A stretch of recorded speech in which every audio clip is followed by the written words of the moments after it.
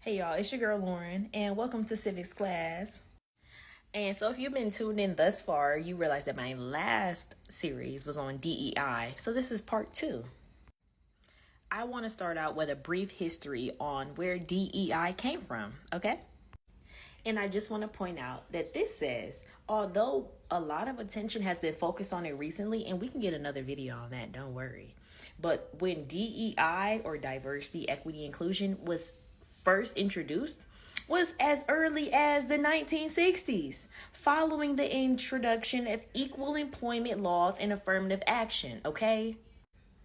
And it says, prior to the 1960s, companies were widely known for their unfavorable reputation regarding racial discrimination.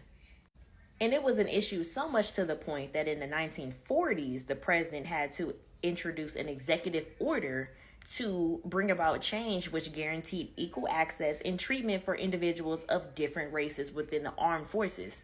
I'm not gonna get on that, but y'all know, y'all.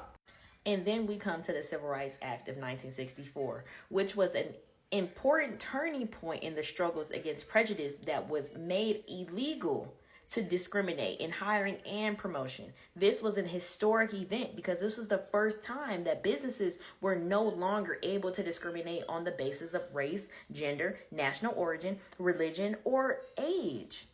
This is not something that we should be pushing against. This is a protection for all of us. And I know that a lot of people want to say, we're in this new day and age. We're not experiencing that. We're not this, we're not that. This was just in the 60s. I'm not even sitting here and acting like this was in the 1880s. This was in the 60s. I would not have been able to get a job in the 60s because of this.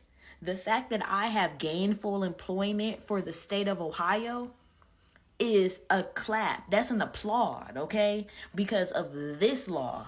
Not because the state would have hired me. I think that's the bigger issue that people need to talk about here, okay?